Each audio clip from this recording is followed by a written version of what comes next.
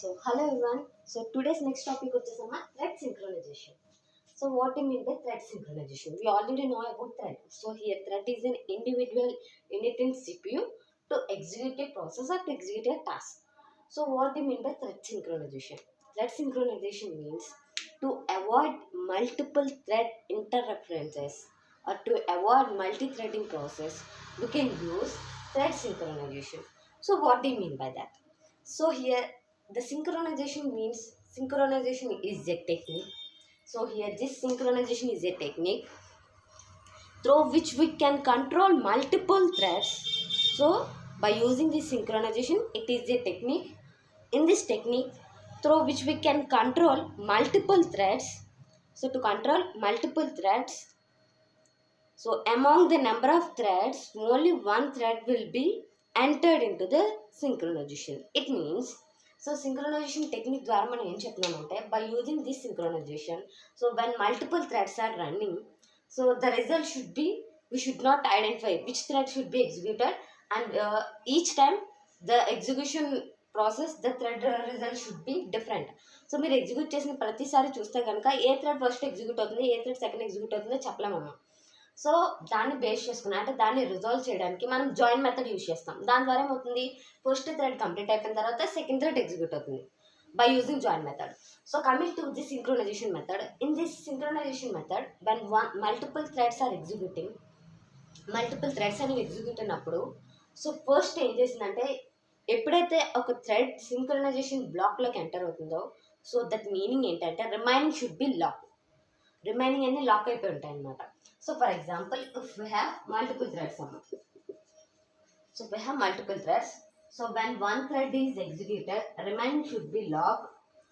Remaining అనేవి లాక్లో ఉంటాయి. ఇక్కడ లాక్ అనేది యూజ్ చేస్తామా. సో ఎప్పుడైతే ఫస్ట్ థ్రెడ్ అనేది మీరు ఎప్పుడైతే థ్రెడ్స్కి సింక్రోనైజేషన్ అప్లై చేస్తారో, ఆటోమేటిక్గా the first thread should be executing. After completion of the first thread, the next thread should be executed. So first thread execute అయినప్పుడు remaining should be locked, locking స్టేట్లో ఉంటాయమ్మా. అంటే execute అవ్వ అంటే వెయిటింగ్ స్టేట్ అనమాట. ఎప్పుడైతే ఫస్ట్ థ్రెడ్ కంప్లీట్ అవుతుందో ఆ తర్వాత మాత్రమే సెకండ్ థ్రెడ్ ఎగ్జిక్యూట్ అవుతాయి.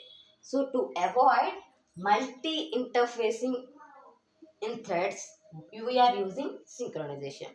సో ఇక్కడ సింక్రోనైజేషన్ యూజ్ చేయడం వల్ల ఏంటంటే మల్టిపుల్ థ్రెడ్స్ అనేవి సేమ్ టైంలో ఎగ్జిక్యూట్ అవుతున్నప్పుడు, సో ఏ థ్రెడ్ ఫస్ట్ ఎగ్జిక్యూట్ అవుతుందో తెలియదమ్మా. సో దాన్ని రిజాల్వ్ చేయడం కోసం మనం ఏం చేస్తామంటే we're using synchronization. Okay, so synchronization in Java is the capability to control the access of multi-threads to any shared resources. So the meaning ఏంటి, the capability to control access of multiple threads. So multiple threads అనేవి same రిసోర్స్ని share చేసుకునేటప్పుడు ఏ thread first share చేసుకోవాలో resource తెలియదు కాబట్టి, so దాన్ని, so ఏ thread first receive అంటే షేర్ చేసుకోవాలి, రిసీవ్ చేసుకోవాలనేది. సో దాన్ని బేస్ చేసుకుని ఏంటంటే ఎప్పుడైతే మీరు థ్రెడ్కి సింక్రోనైజేషన్ అప్లై చేస్తారో ఆటోమేటిక్గా ఫస్ట్ థ్రెడ్ ఎగ్జిక్యూట్ అవుతుంది and the remaining should be in locking state. When ever the second thread should be executed, the remaining thread should B locking state. So after completion of second thread, the third thread should be executing. Okay, so to avoid multiple thread sharing the same resource. ఇప్పుడు ఈ మూడు కూడా ఒకే రిసోర్స్ని share చేస్తున్నాయి అనుకోండి, ఈ మూడు కూడా ఒకే రిసోర్స్ని share చేస్తున్నాయి. సో ఇది ఒక రిసోర్స్ అనుకోండి, మూడు కూడా ఏం రిసోర్స్ని, ఈ రిసోర్స్ని షేర్ చేసుకోవాలనుకున్నాం. ఓకే, సో రిసోర్స్ని షేర్ చేసుకున్నప్పుడు ఫస్ట్ T1 అనేది షేర్ చేసుకుంటుంది అండ్ ఇది కంప్లీట్ అయిపోయిన తర్వాత నెక్స్ట్ T2 షేర్ చేసుకుంటుంది. T2 కంప్లీట్ రిసోర్స్ మొత్తం కంప్లీట్ చేసేసుకున్నాక అండ్ దెన్ T3 అనేది ఎగ్జిక్యూట్ అవుతుంది. ఈ మూడు సేమ్ టైంలో మల్టిపుల్ థ్రెడ్స్ అనేవి సేమ్ టైంలో ఒకే రిసోర్స్ని షేర్ చేసుకుంటే కనుక ఏ థ్రెడ్ ఫస్ట్ ఎగ్జిక్యూట్ అవుతుందో తెలియదమ్మా. So to avoid the problem of multiple threads sharing the same resources, we can use synchronization. So in this synchronization, there are synchronization method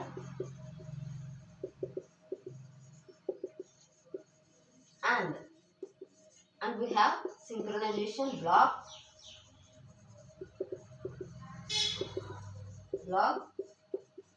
and we have static synchronization.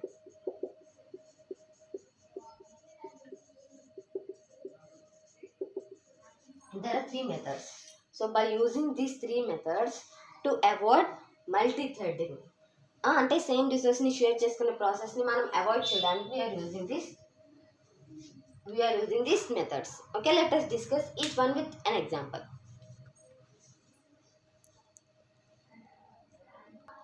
So let us discuss an example for synchronization thread. Synchronization thread ki oka common example చెప్తాను. For example, T1, T2, T3. So ఈ 3 పర్సన్స్కి కామన్గా ఒక bank account ఉందన్నమాట. Okay, so కామన్గా ఒక bank account ఉంది. So వాళ్ళు ఏం చేస్తారంటే వీళ్ళు ముగ్గురు కూడా బ్యాంక్లో సమ్ అమౌంట్ 5,000 అనే అమౌంట్ ఉంది బ్యాంక్లో. సో ఈ 3 పర్సన్స్ కామన్గా అకౌంట్ ఉంది, ఈ ముగ్గురికి కలిపి ఒక అకౌంట్ ఉంది. ఓకే, సో ఈ ముగ్గురు డిఫరెంట్ ప్లేసెస్లో ఉండొచ్చు. వీళ్ళ ముగ్గురికి సేమ్ టైంలో 5,000 అవసరం వచ్చింది. సో 5,000 అవసరం వచ్చింది. వీళ్ళ ముగ్గురు కూడా ఏం చేశారంటే బ్యాంక్ ఏటీఎం దగ్గరికి వెళ్ళి మనీ విత్డ్రా చేశారు. మనీ ఏం చేశారు?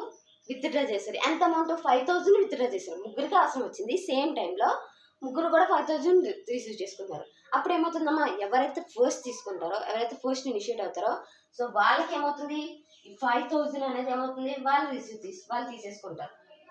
సో రిమైనింగ్ పర్సన్స్ ఏమవుతారు? అర్థమవుతుందమ్మా? సో రిమైనింగ్ పర్సన్స్ ఏమవుతారంటే వాళ్ళకి ఏమవుతుంది, ఇన్వాలిడ్ బ్యాలెన్స్ అని చూపిస్తుంది.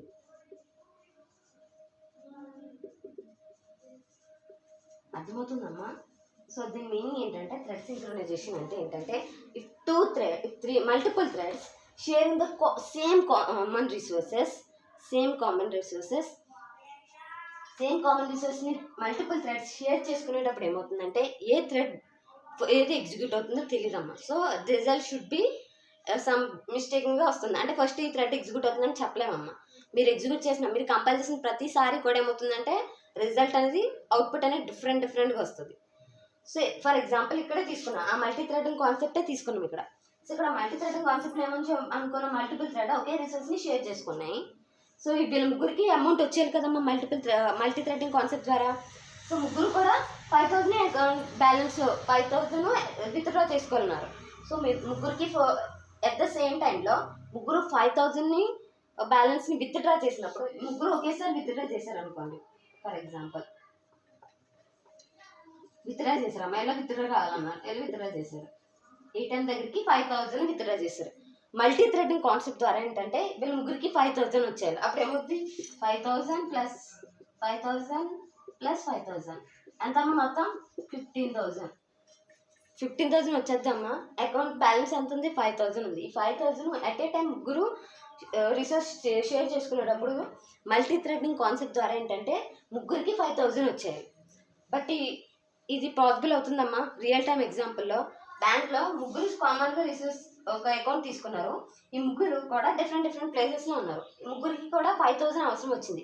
సేమ్ టైంలో వాళ్ళు విత్డ్రా చేసుకున్నారు. సేమ్ టైంలో విత్డ్రా చేసుకుంటే కనుక ముగ్గురికి కనుక 5,000 వచ్చేవి by using multi threading concept. But ఇక్కడ అలా వస్తుందా? రాదు. అకౌంట్ అప్పుడు ఎంత ఉండాలి, 15,000 ఉంటే కనుక అప్పుడు ముగ్గురికి షేర్ అవుతుంది. బట్ ఇక్కడ ఇందులో ఉన్నది ఓన్లీ 5,000 మాత్రమే. To avoid this problem in multi threading we are using synchronisation. అర్థమవుతుందమ్మా? సింక్రనైజేషన్ కాన్సెప్ట్ యూజ్ చేస్తాం. So by using this synchronisation concept, so when one thread is requesting for the money, the remaining thread should be in lock స్టేట్లో ఉంటాయి. అప్పుడు first execute చేసిన 5,000 వచ్చేసింది. Remaining పర్సన్స్కి ఏమొస్తుందమ్మా, వీళ్ళకి ఇన్వాలిడ్. ఇట్ మీనింగ్ ఏంటంటే so there is no balance in our account. So ఎందుకని ఫస్ట్ పర్సన్ ఆల్రెడీ విత్డ్రా చేస్తాడు కాబట్టి ఆ 5,000 ఫస్ట్ పర్సన్కి వచ్చేస్తుంది, అండ్ రిమైనింగ్ పర్సన్కి ఇన్వాలిడ్ అని వస్తుంది. సో ఈ ప్రాసెస్ ఇది వర్కౌట్ అవ్వడం కోసం we're using thread synchronization. So by using this thread synchronization then we apply a method to the thread synchronization. So నార్మల్గా కూడా మనం ఈ సింక్రనైజేషన్ అని మెథడ్కి అప్లై చేసేటప్పుడు ఏవైతే థ్రెడ్లో ఉన్న మెథడ్స్ ఉంటాయి చూసారా, ఆ మెథడ్స్కి అప్లై చేయకూడదు. మీన్స్ ఆ క్లాస్లో కూడా అప్లై చేయకూడదు. సో వేరే క్లాస్లో మెథడ్ తీసుకుంటాం, ఆ మెథడ్కి నార్మల్ మెథడ్ అనమాట. ఆ మెథడ్కి we are applying synchronisation. Run method and start method, ఈ మెథడ్స్కి మనం సింక్రనైజేషన్ అనేది అప్లై చేయకూడదు. ఓకే, దేనికి అప్లై చేస్తాం?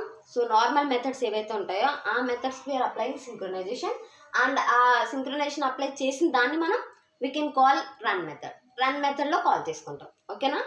సో అర్థమవుతుందమ్మా అసలు సింక్రనైజేషన్ అంటే ఏంటి? To avoid multi threading. So multi threading ప్రాసెస్ని అవాయిడ్ చేయడానికి we're using thread synchronization. Okay, let us discuss each one. Thread synchronization, thread synchronization block and static synchronization. So next term, synchronization method or synchronizing method. What do you mean by synchronizing method? So here this synchronization can be applicable for methods, block and static synchronization. So 3కి కూడా synchronization applicable అవుతుందమ్మా. So ఏవైతే thread inbuilt or predefined methods ఉంటాయో the predefined method cannot apply synchronization. For that we can applicable for, so synchronization అనేది can be applicable for methods కి applicable అవుతుంది, but not for predefined methods. So థ్రెడ్లో ఉన్న run method, start method వీటికి ఏమి synchronization అని ఇవ్వకూడదు. So normal మెథడ్స్కి we can apply synchronization. Okay, so when we using synchronization methods, so we are using synchronized keyword. Okay, so synchronized keyword ద్వారా ఏంటంటే we can apply మెథడ్కి సింక్రనైజేషన్ అప్లికేబుల్ అవుతుంది. Okay, so it means synchronize and method return type method. Okay, so దానికి దానికి syntax ఈ ఫార్మాట్లో ఉంటుందమ్మా. ఇక్కడ నెంబర్ ఆఫ్ స్టేట్మెంట్స్ ఉంటాయి. Okay, so here synchronized method means it is used to lock N object. So for any shared resources, a shared resource కన్నా, so ఎప్పుడైతే synchronization అన్నామో ఆటోమేటిక్గా ఏమవుతుంది, పర్టికులర్ ఆబ్జెక్ట్కి ఏమవుతుంది, లాక్ అప్లికేబుల్ అవుతుంది. సో ఎప్పుడైతే లాక్ అయిందో ఆటోమేటిక్గా రిమైనింగ్ స్టేట్స్ అనేవి you should not access the resources. So ఏవైతే షేర్ రిసోర్స్ ఉన్నాయో ఆ రిసోర్స్ని యాక్సెస్ చేయడానికి ఉండదు, because it can be locked. So lock అయిపోయింది కాబట్టి ఆ థ్రెడ్ అనేది ఎవరు యాక్సెస్ చేయడానికి ఉండదు. సో రిమైనింగ్ అనేది వెయిటింగ్ స్టేట్లో ఉండిపోతాయి. Okay, so when ever the thread invokes the synchronization method, so by using this synchronisation method it automatically lock the object and releases when thread completes its task.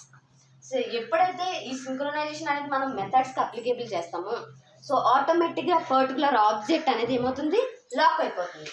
So lock the object అనేది lock అయిపోయి and దానికి టాస్క్ని perform చేసుకుంటుంది. So remaining should be in waiting state.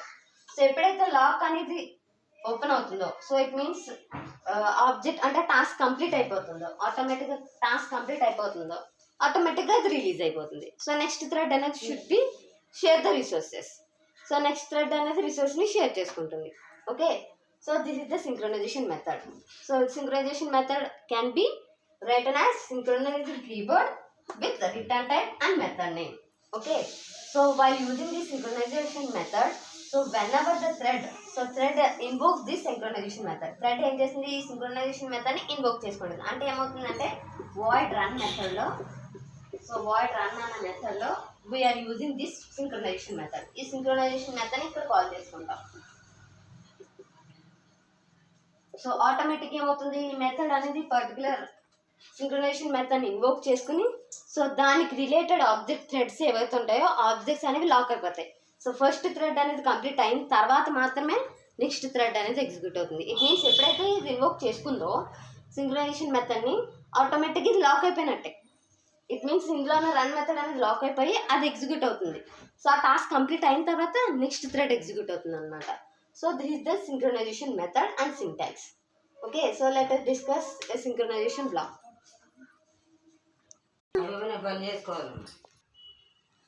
So next time example for thread synchronization. So thread synchronization చూడండి example synchronization method.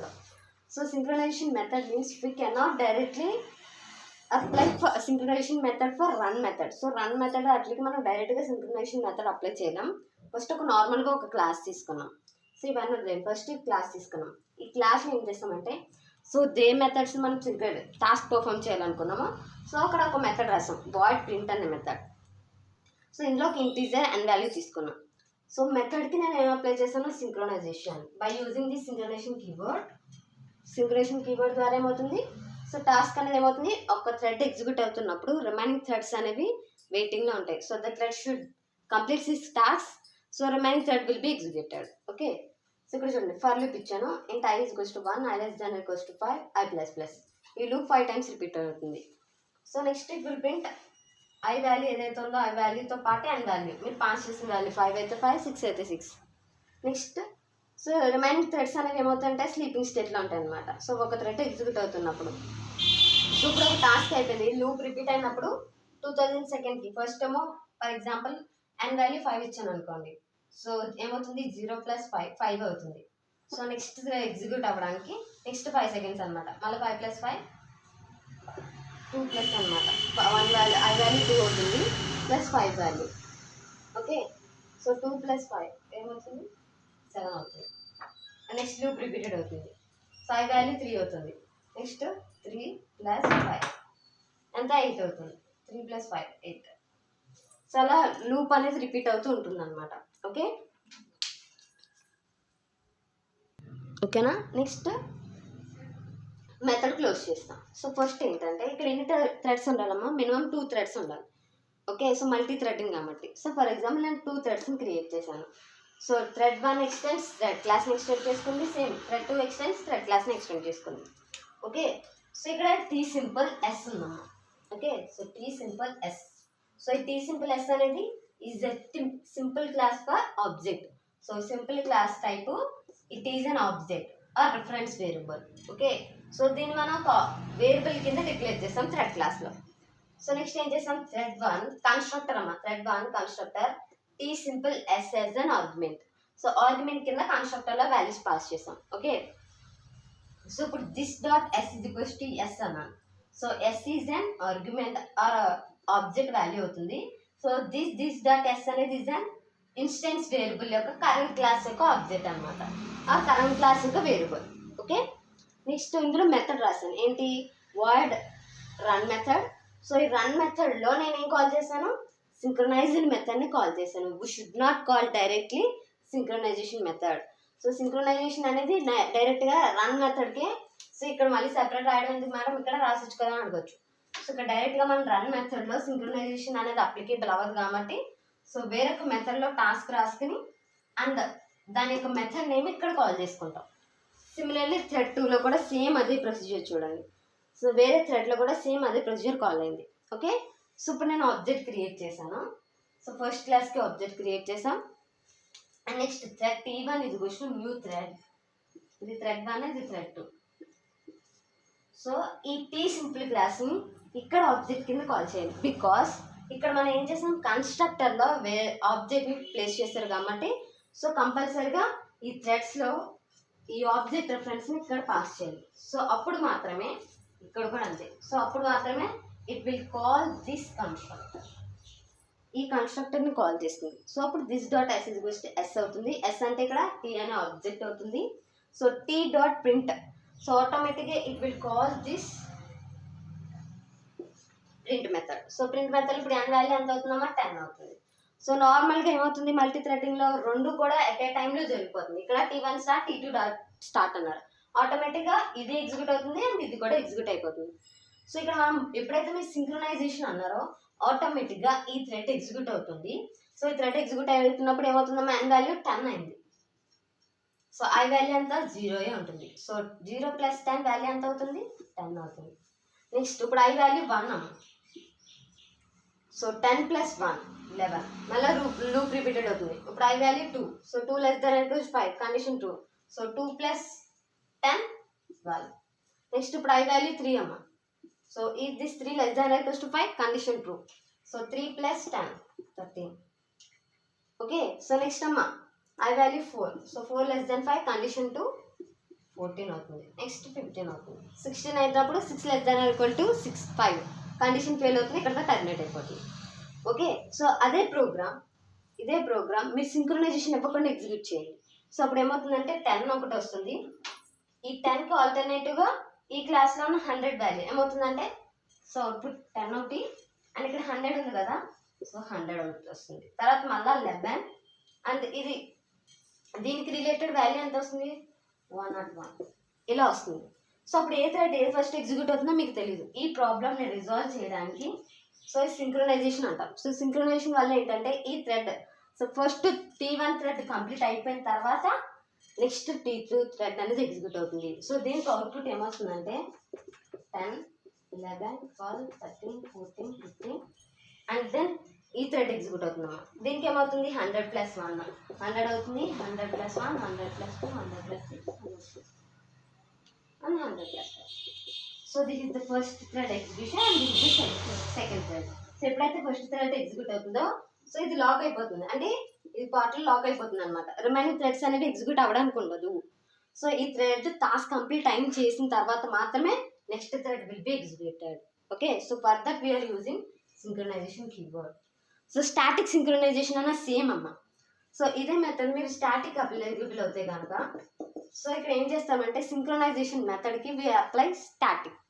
So static applicable అవుతుంది అంతేనమ్మా, దానికి దీనికి different. So దీనికి మనం ఆబ్జెక్ట్ ద్వారా కాల్ అవుతాయి కనుక స్టాటిక్ సింక్రనైజేషన్కి ఏమవుతుందంటే we can call directly class name. So class నేమ్తో కూడా డైరెక్ట్గా కాల్ అవుతుంది. We should not create any object. So ఏ ఆబ్జెక్ట్ క్రియేట్ చేయలేకలేదు because the method should be static synchronization. So static synchronization method కాబట్టి ఇక్కడ మీరు ఆబ్జెక్ట్ క్రియేట్ చేయని అవసరం లేదు. డైరెక్ట్గా ప్రింట్ మెథడ్ ఇచ్చిన వెంటనే ఆటోమేటిక్గా కాల్ అయిపోతుంది. ఓకే, ఇదే మెథడ్కి సేమ్ ప్రోగ్రామ్. ఎక్కడ చేంజెస్ చేయాలంటే సో ఇక్కడ మెథడ్ అనేది సింక్రనైజేషన్, స్టాటిక్ సింక్రనైజేషన్ అంటే ఇక్కడ నేను స్టాటిక్ కీవర్డ్ యూజ్ చేస్తాము. అండ్ సో మీరు ఎక్కడైతే ఆబ్జెక్ట్ క్రియేట్ చేశారు ఇంక ఈ పార్ట్ అవసరం లేదమ్మా. ఆబ్జెక్ట్ క్రియేట్ చేసి కన్స్ట్రక్టర్ కాల్ చేసిన అవసరం లేదు, ఈ పార్ట్ అవసరం లేదు స్టాటిక్ సింక్రనైజేషన్కి. ఎందుకని ఆబ్జెక్ట్ క్రియేషన్ అక్కర్లేదు కాబట్టి డైరెక్ట్గా we can call through class name. So class name ఏదైతే ఉందో ఆ క్లాస్ నేమ్తో కాల్ చేసేసుకోవచ్చమ్మా. ఓకే, సో డైరెక్ట్గా క్లాస్ నేమ్తో కాల్ చేయొచ్చు. You should not create any object. So ఇక్కడ ఏమొస్తుందండి, ఈ ఏం అవసరం లేదు, ఈ పార్ట్ అవసరం లేదు and this part is also not necessary because the synchronization method is static. So synchronization method and static కాబట్టి డైరెక్ట్గా క్లాస్ నేమ్ ఏంటి ఇక్కడ T simple. So T simple dot print 10 రాసుకోవచ్చు. అలాగే ఇక్కడ కూడా సి ఆబ్జెక్ట్ అవసరం లేదు, టీ సింపుల్ డాట్ ప్రింట్. ఆటోమేటిక్గా ఈ మెథడ్ని ప్రింట్ మెథడ్ కాల్ చేసుకుంటుంది because the method should be static method. So static synchronization means it is same as the normal synchronization. But so normal synchronization ఏంటి, we should create an object. So we should create an object for this class. So ఆ క్లాస్కి object create చేయాలి. But అదే static synchronization అంటే we should not create any object for this class and directly we can call this method in another class by using this class name. So class నేమ్తో డైరెక్ట్గా access అయిపోతుంది. Okay, object create చేయని అవసరం లేదు, ఈ steps ఏమి ఉండదు. ఓకేనా, అదే స్టాటిక్ సింక్రనైజేషన్కి అండ్ నార్మల్ సింక్రనైజేషన్కి difference. Let us discuss synchronization block.